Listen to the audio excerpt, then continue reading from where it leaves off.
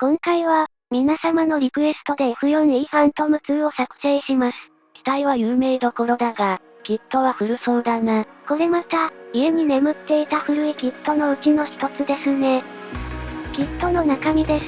大きめの部品が目立つな。元々の機体も大きめですし、スケールも48分の1ですからね。細かな部品も、それなりの数があるね。ドロップタンクやミサイルもしっかりあります。デカールの品質が落ちていないと良いのですが、後のお楽しみだな。さて、例に漏れず、コックピットから作成開始です。細かい部分をどれだけ作り込めるかが問われるな。まずは、大きめの部品だな。エアクラフトグレーです。プラスチックの色とほぼ同じだな。正直塗らなくても良いくらいに思いましたか。さすがに、それは乱暴だろう。塗装すると質感が変わりますしね。シートは、オリーブドラブで塗装です。ここら辺の色も一から買い直しだったんだよな。少量しか使わない色は、ほとんど買い足さずに今まではいけたんですが、今回、この飛行服のカーキをはじめ、相当な数を新しく買いました。塗料を海外に持ち出せなかったのは地味に痛かったな。本当にその通りです。乾かした状態だったら、ひょっとしたらいけるのかね。確かに、それならプラスチックとかとそう変わらないですよね。帰国するときに考えてみます。手間の方が高くつきそうだがな。とか、あんまり関係ない話をしていたら、細かな工程に差し掛かっているぞ。ケーキ部分を艶消し黒で塗装ですね。紙筆の面相筆の出番です。マスキングしてもよかったんですが、モールドがはっきりしている部分なんで、頑張ってフリーハンドで塗っていきます。縁取りができたら、大きめの面相筆で塗りつぶします。はみ出してしまわないように注意だな。ここでやってしまったら台無しですからね。仕上げは、ホワイトでボタンなどを塗装します。こいつはエナメル塗料だから、最悪やってしまっても修正が効くんだよな。最悪、最初から塗り直せば、何でもやり直せます。極論だな。パイロットの塗り分けです。グローブのカーキなんかは、着色しやすいよな。すべての色がこうであれば言うことないんですけどね。飛行服のブーツの黒だとか金具のシルバーは、本当に助かるよな。まさしく癒しですからね。それに比べて、このヘルメットの白とか、風上にも受けませんね。そんなことを言って、今回は、ヘルメットなんか可愛いもんだけどな。確かに、そうですね。今回、ちょっと楽しみにしていたパートです。座席のリングの塗装か。このしましまをなるべく丁寧に仕上げたいです。紙筆の面相筆、サイズ S の真骨頂だな。一応、根気とか器用さも試されるんですけどね。こんな感じに仕上がりました。いかがでしょう。まあまあの虎作具合だな。塗装完了いたしました。複雑なだけあって、結構時間がかかったな。一粒で二度美味しいって感じでした。まあ、よくわからんな。組み立てるとこんな感じです。航空機のコックピットは、まあまあ様になるな。それでは、コックピットを挟み込みましょう。パイロットと座席は、後から組み付けられるので、外しておきました。説明書にも明記されていて親切です。機体が大きい分、苦労するな。ここの接着は、まだ良い方でしたけどね。エアインテークの中も先に塗装だな。接着した後に気づいたら地獄です。機体とインテークの間も微妙だ。狭いですからね、波の筆じゃ届かないです。そして、やっとエアインテークを接着だ。なかなか手間がかかります。ジェット機はいつもこんなもんだけどな。主翼の仮面のパーツを胴体と接着いたします。反りが微妙に合わないんだよな。輪ゴムできつく固定して、なんとか接着できました。最後に主翼の上面を接着して完了です。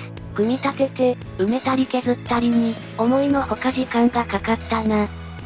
さて、塗装を始めましょう。グリーン2色とブラウンの迷彩柄だな。説明書とにらめっこしながらの塗装なので、1回目は比較的時間がかかります。後から多少の修正は効くけどな。あまり派手に間違えてしまうとダメですね。いつもは、広い面に多少緊張するのですが、今回ばかりは、広い部分の方がホッとします。3色目の薄いグリーンです。3色目は簡単だな。はい、まだ塗っていない部分を埋めるだけですからね。そして、今回の塗装の鍵を握る仮面です。白に近いグレーだな。これは、もはや試練です。黄色よりマシだと思って塗装します。ポジティブなのかネガティブなのかわからんな。1回目の塗装結果です。これはこれで味があって良いと思います。さすがに許されないだろう。そうですかね。さて、塗り重ねを行っていきましょう。筆塗りの基本だからな。いつも同じようなことを言っていますが、前の塗面を破壊しないように塗り重ねます。優しくタッチするのと、塗料を塗った箇所には、触らぬことだな。塗面の破壊が起きると、かなりの手戻りになってしまいます。ムラの原因にもなるもんな。1回目に比べるとだいぶ発色してきました。こっちの色は、塗りやすい色だからな。仮面の方も今のところ、まずまずです。慎重な塗り重ねが必要だな。3回目の塗り重ねです。ちょっと入り組んでる箇所だな。変なところに塗料がつかないよう注意です。機種の部分です。先っぽの部分は、残すんだな。後で艶消し黒で塗り分けます。一見、広い平面に見えますけど、パネルラインで分かれているので、筆塗りへの優しさに溢れています。だけど、仮面は、厳しさの塊だよな。嘆いても仕方がないので、根気よくいきます。3回目の結果です。着々と進んでいる気がするが、意外にグリーン系がもう少しかかりそうな感じだな。仮面は、進んではいるように見えるかな。まだまだ時間がかかりそうですね。4回目の塗装、ブラウンは、かなり良い状態です。鉄板色だな。濃いグリーンは、場所によっては、まだまだです。ホワイトとまではいかないが、意外に手強い。下地となるプラスチックの色との相性かもしれんな。そうかもしれませんね。仮面は、ギアの格納庫など、デコボコしているのも地味に行く手を阻みます。筆でうまくタッチできなかったり、角に不用意に触れて塗面を壊してしまったり厄介だ。4回目の結果だな。だいぶムラっぽくなくなりました。あと、もう少しで蹴りがつくだろうな。仮面もだいぶ発色してきた感じです。まあ、それでも、まだ相当の塗り重ねが必要そうだな。5回目の塗装です。ここで決着をつけられるように気合を入れて臨みます。気合なんか込めると、余計な力が入って、かえって良くないんじゃないか。集中力を高めて、精度アップさせるという方向で、決してパワーで押し切るということではないです。力で押し切れるんなら、プラモ作成のために筋トレとかしないといけなくなるからな。どうですかね。残念ながら、もう一回必要なんじゃないか。うっすらとムラが残っている気がするぞ。仮面は、言わずもがなですね。もっと頑張りましょう。って感じだな。6回目に関しては、ブラウンは、もういいですね。あの色に限っては、問題ないからな。しかし、目下の課題は、仮面の塗装だな。果てしのない戦いになりそうだ。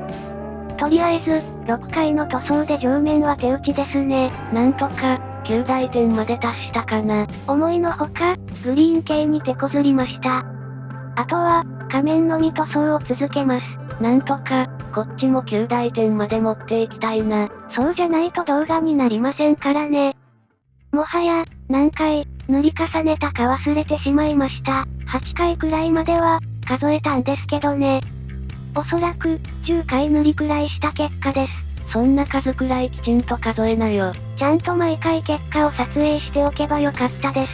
まあ、人様に見せられるレベルにはなったかな。もう少し、綺麗に仕上げられるようにしたいところです。さて、引き続き、機体本体の塗装です。マスキングしての国鉄色だな。結構、マスキング塗装しないといけない箇所があります。機種の艶消し黒です。さっき塗り残していたもんな。色的に何の問題もない安心なパートです。そして、国鉄色のやや上の部分を、シルバーで塗装していきます。昔、このシルバーがうまく塗れなくて、放り出した苦い経験があるんですよね。そういう意味では、成長してるんだな。はい、そうですね。そして、塗装の方もこれで一段落です。デカールの貼り付けを行いましょう。ボリューム的に結構なものがあるな。ジェット戦闘機の通常パターンですね。古いキットは、デカールの状態が心配ですが、今回は、問題なさそうです。崩壊の兆しは見られないな。シャークマウス部分です。春面に凹凸があると手こずる部分だな。今回は、下顎、上顎で分かれているので、新設設計ですね。垂直尾翼のデカールで問題発生です。サイズが全く合わないことが判明しましたので、塗装で再現する羽目になりました。まあ、複雑な模様とかじゃないから、なんとでもなるな。紆余曲折ありましたが、なんとか、細かなデカールまで行き着きました。乗るな、押すな、だな。ノーステップ、ノープッシュですね。一番小さなデカールです。小さいけど、数が多いんだよな。ざっと40箇所は、ありますね。貼るのも難儀なんですが、貼った後も注意です。不用意に触ると、いつの間にか取れてるとか、あるもんな。そして、墨入れ工程です。今回は、タミヤの墨入れ塗料だな。ちゃんと購入してきましたよ。暑い中、歩いて、車かなんかで行けよ。場所的に微妙なんです。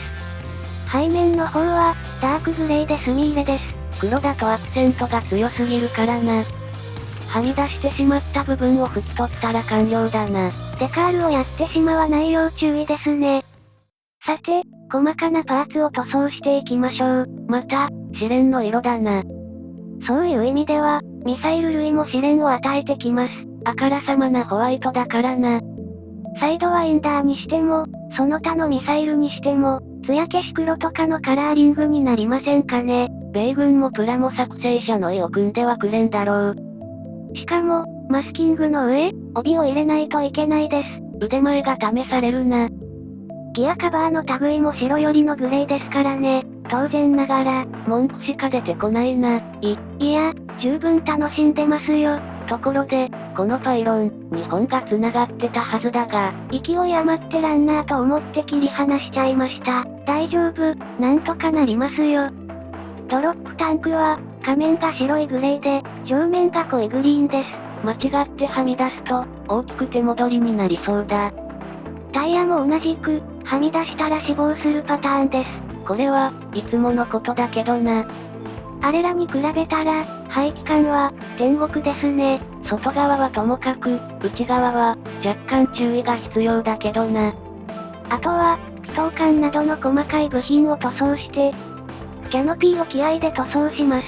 マスキングしないのか。内側のグレーはマスキングしましたが、機体色は、テープ管に浸透するのを恐れて、フリーハンドで行きました。細かな部品の塗装結果です。それなりにボリュームがあったな。48分の1スケールだからですかね。早速、組み付けていこう。まずは、取り付けていなかった尾翼からだな。下半角をつける必要がありますね。かさばらない大きめの部品から取り付けだ。脆い部分は、後回しですね。ミサイルもその候補の一つだな。接着面が大きく取れますからね。仮面の構造物を取り付ける前に、ギアが必要だ。自立できるようにしたいですからね。そして、ドロップタンクです。割と頑丈に接着できる部品だが、油断は禁物だな。ギアカバーの取り付けだ。ここまで来てしまったら、不用意に変なところを触れません。仮面の最後は、サイドワインダーと、左右のドロップタンクです。賑やかになってきたな。コックピット内部にシートとパイロットを搭載し、キャノピーを取り付けたら、組み立て工程は完了です。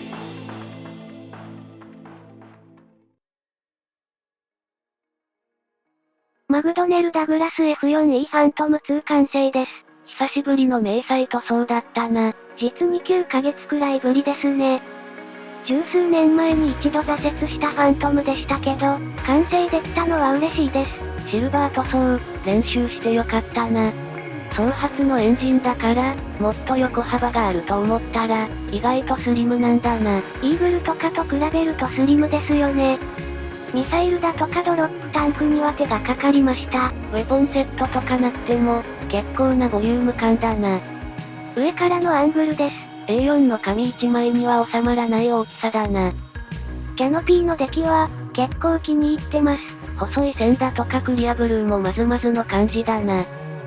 垂直尾翼は、デカールがうまく合わなくて焦ったな。一応塗装でカバーできたんでよかったです。